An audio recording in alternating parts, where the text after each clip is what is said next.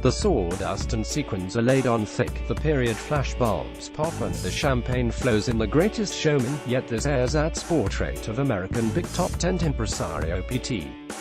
Barnum is all smoke and mirrors, no substance. It hammers pedestrian themes of family, friendship and inclusivity while neglecting the fundaments of character and story.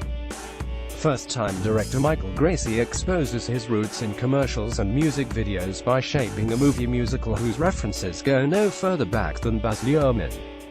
And despite a cast of proven vocalists led with his customary gusto by Hugh Jackman, the interchangeably generic pop songs are so numbingly overproduced they all sound like they're being performed off-camera.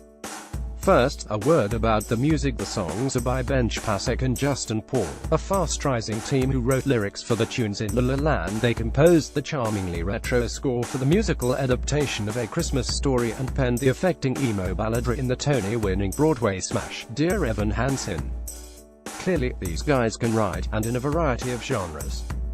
The mandate of Pasek and Paul with this long-gestating project, however, appears to have been to come up with accessible pop songs that drag the mid-19th century story into the here and now.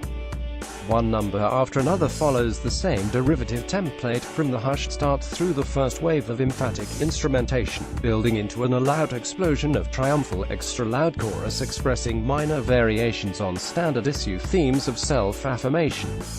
They all sound like bland imitations of chart hits by Katy Perry or Demi Lovato or Kelly Clarkson. Catchy, like chlamydia. What the personality-free songs seldom do though is advance the story or deepen our connection to the characters, which means they fail in the most basic job requirement of musical numbers. I started actively dreading the arrival of another song, never a good feeling in a movie musical.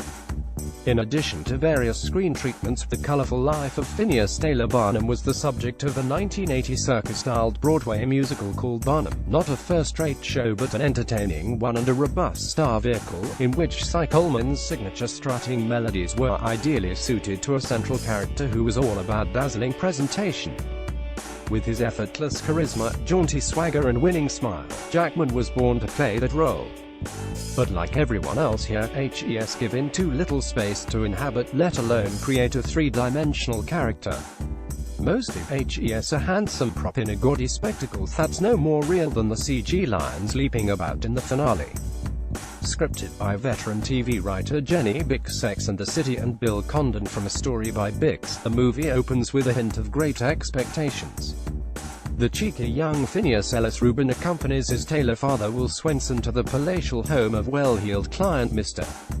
Hallett Frederick Laney, a joyless snob who doesn't take kindly to the lowly tradesman's boy flirting with his precious daughter Charity Schuyler Dunn. Exposition is swept up in a single song, A Million Dreams, in which Phineas and Charity steal childhood moments together in a ghostly abandoned mansion, before blossoming into teenagers. Along the way, P.T. is orphaned. Michelle Williams steps in as the grown-up Charity, while Jackman's Barnum finds employment with the railroad and returns to claim her hand in marriage. They celebrate by dancing on what looks like a backlit rooftop amid curtains of laundry, against a painted sky. Before the song is over, they have two lovely daughters. It's all so breathless and giddy that instead of flesh and blood protagonists, we get familiar cardboard cutouts, the plucky poor kid propelled by drive and imagination, and the self-possessed rich girl who answers only to her heart. After his initial attempt to draw crowds to a museum of wax figures, taxidermy and assorted other curios fails to take off, Barnum seizes on the idea of authentic human oddities. The real P.T. Barnum's famed exhibits included such exploitative attractions as the African-American slave Joyce Heth, who the impresario advertised as the 161-year-old mammy of George Washington. In this sweetened, semi-fictionalized version, HES like Todd Browning by way of Mother Teresa, collecting freaks unloved by their own parents and welcoming them into a surrogate family where they could feel less alone. This is territory the co-writer Condon explored more satisfyingly in his unjustly short-lived 2014 reworking of the failed Broadway musical Sideshow. But the warmth and unity of the community of carnival outsiders are missing here. This might have been a very different movie had Condon directed. Only the pint-sized Charles Stratton, Sam Humphrey and bearded Lady Letty Lutz, Ela Settle get significant dialogue or screen time. The rest: a giant, a fat man, Siamese twins, a hairy dog boy, an albino, and other random exotics that could pass for contemporary Brooklyn hipsters of indeterminate gender, are employed like extras in a Lady Gaga video. That's also pretty much the model for Ashley Wallen's aggressive choreography, all power stomps and furious turns, with scarcely a moment of grace. Amid this overcrowded blur of sketchily drawn characters, a second couple materializes, a youthful, pretty pair to get the preteen swooning. Philip Carlyle's Zac Efron is an upper-class New York theatrical producer roped in by Barnum to bring legitimacy to his business endeavors. Philip falls in love at first sight with Ann Wheeler, and they are half of an African-American duo of sibling trapeze artists. The frowning of high society on a romance that crosses racial lines causes some awkward hesitation on Philip's part, but from the moment these two do aerial rope tricks together while singing Rewrite the Stars, the fate is sealed. Conflict, such as it is, comes in predictable form from the damning coverage of starchy theater critic James Bennett. Paul Sparks, so turned off by Barnum's brand of popular entertainment he calls it a circus, which sticks from an unruly mob of potato-faced Irish bigots, enraged by the oddities, and from a threat to Barnum's marriage when he sets out to extend the fame of celebrated opera singer Jenny Lind Rebecca Ferguson from Europe to America. This being a musical unshackled from its time period, Jenny of course sings yearning power pop with the same processed, disconnected sound as everyone else.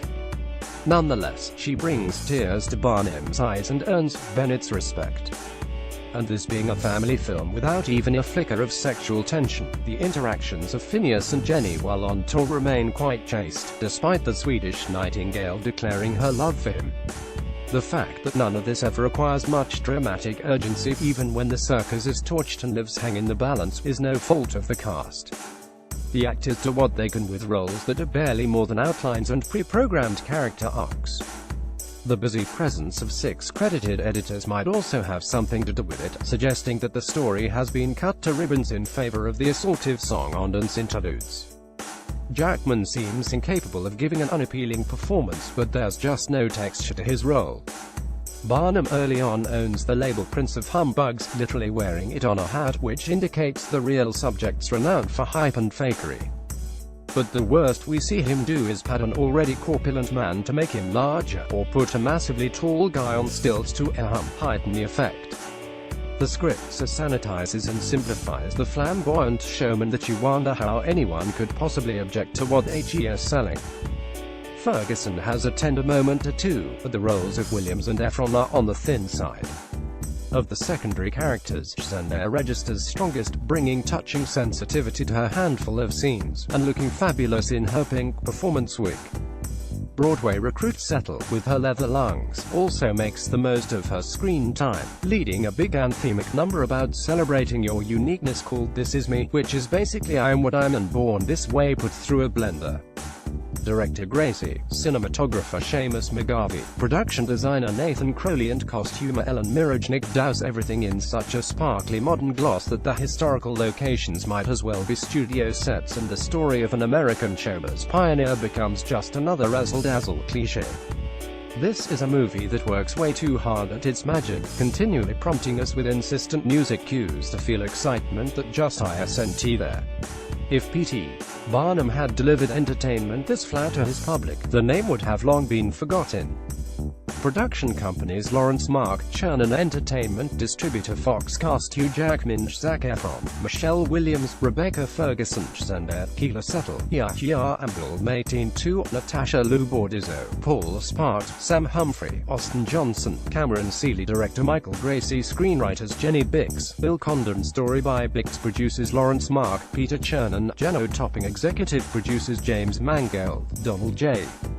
Lee Jr., Tonya Davis, director of photography Seamus McGarvey, production designer Nathan Crowley, costume designer Ellen Mirojnick, music John Debney, John Trapani's songs, Bench Pasek, Justin Paul, editors Tom Cross, Robert Duffy, Joe Hutching, Michael McCusker, John Pearl, Spencer Susser, choreographer Ashley Vallon, casting Bernard L.C., Tiffany Little, Canfield, rated PG, 105 minutes.